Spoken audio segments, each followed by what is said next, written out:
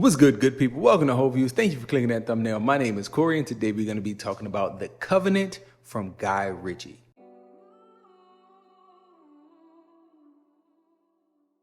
So I mentioned Guy Ritchie in the opening because Guy Ritchie is a movie director that has his own specific style. And while I do like a lot of his films, I can't necessarily say I recognize all the things that are what I'm calling Guy Ritchie-isms. Like, what about a movie makes it a Guy Ritchie movie? Fortunately for me, my best friend is a big Guy Ritchie fan, and me and him had a conversation. And here are some of the things that he pointed out to me that I noticed from watching The Covenant. So one Guy Ritchie-ism is the fact that he does a lot of kind of interesting things with the camera. Like, he'll have a person in frame and then zoom out. He'll do some weird angles. He'll do some things that are kind of interesting, and you'll notice them throughout each of his films. And while I can't look at other films that he's done and point at those scenes, I can look at this movie, The Covenant, and say there is a fair bit of that. Probably in the first act, you could see at least 2 or 3 different times that characters kind of go in and out of frame in a weird or unique way. Not that it's at all distracting. I think it's fine. It works very well. One scene that I'm thinking of in particular was really interesting. I like how they did it because you could see some hand motions being done, but you can't see them at the very beginning of the shot. You gotta wait until the camera pulls back.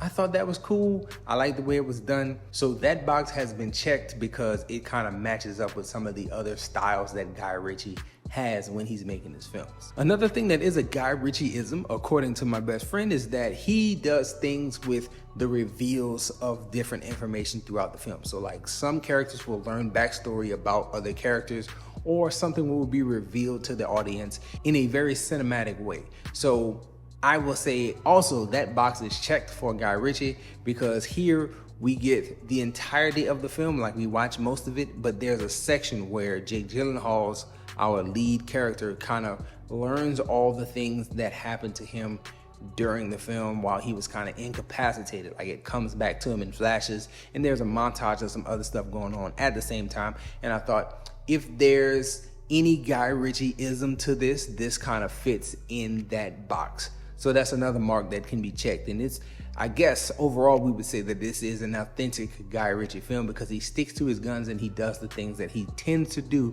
in most of his movies.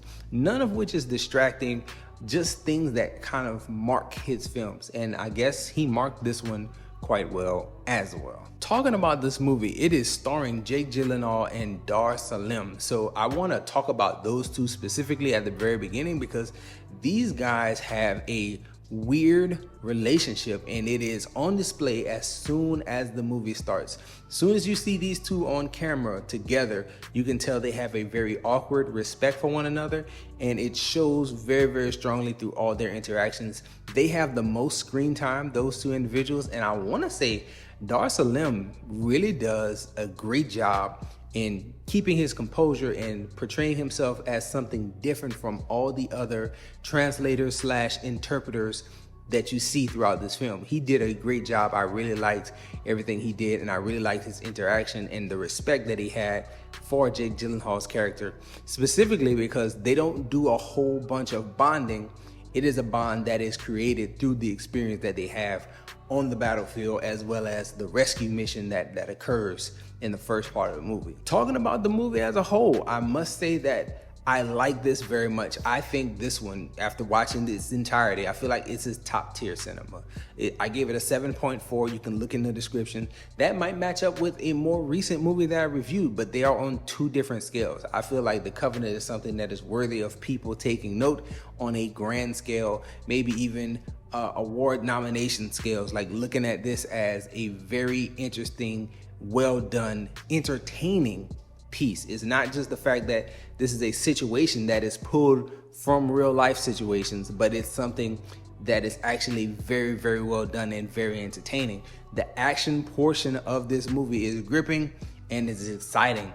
It is violence captured in a very cinematic way. I liked the shootouts and the battle scenes that we got. I like the rescue mission that we get to see on full display with Starr kind of handling the majority of that, while Jake Gyllenhaal is really incapacitated for a good portion of the film.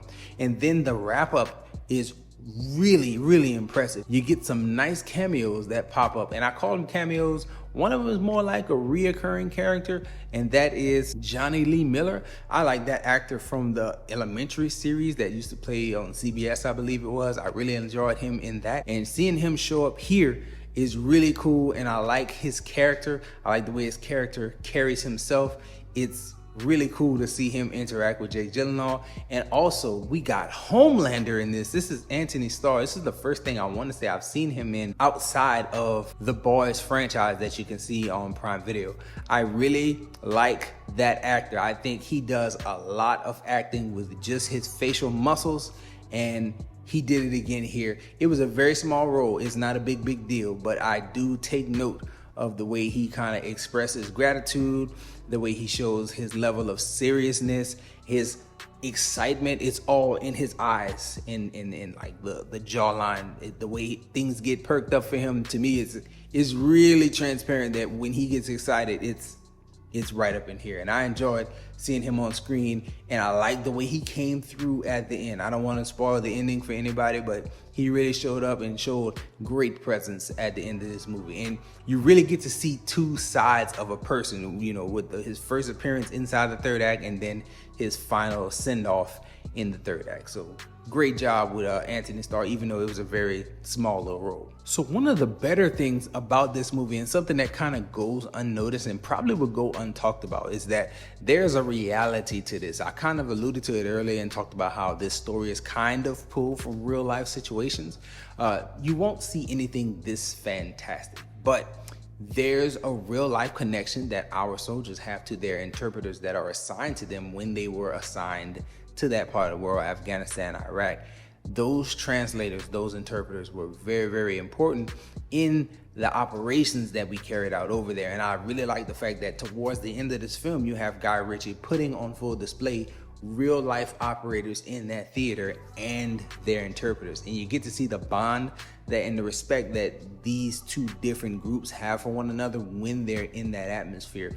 And it was cool to show, and it brings a level of weight. And to me, just having that montage there at the end while the credits is rolling, it puts this film in that top tier cinema category to me, because it elevates it. This is not just fluff, some popcorn, you know, throwing popcorn in your face, watching the action play out. Like, nah, this is people who have lived through similar situations. Again, probably nothing as fantastical as we see here. There's explosion, there's helicopters, there's dramatic escapes, and there's close calls. A lot of good tension here. That doesn't diminish anything that actually happened with these people in real life. And we know that some of these people have existed through situations like this, because we actually get to see them as we're walking out of the theater and seeing these guys being displayed on the big screen. So it's real cool. I think that the movie was good. Top tier cinema stuff.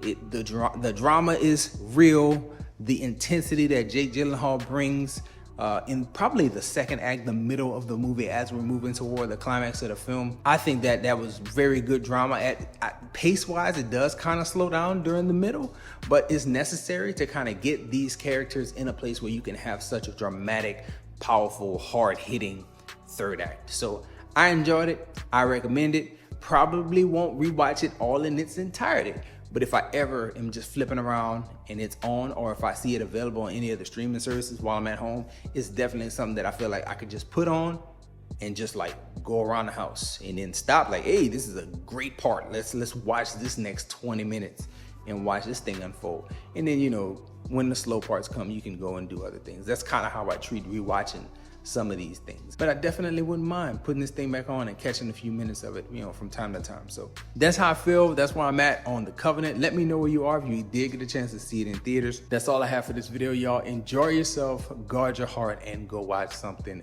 good.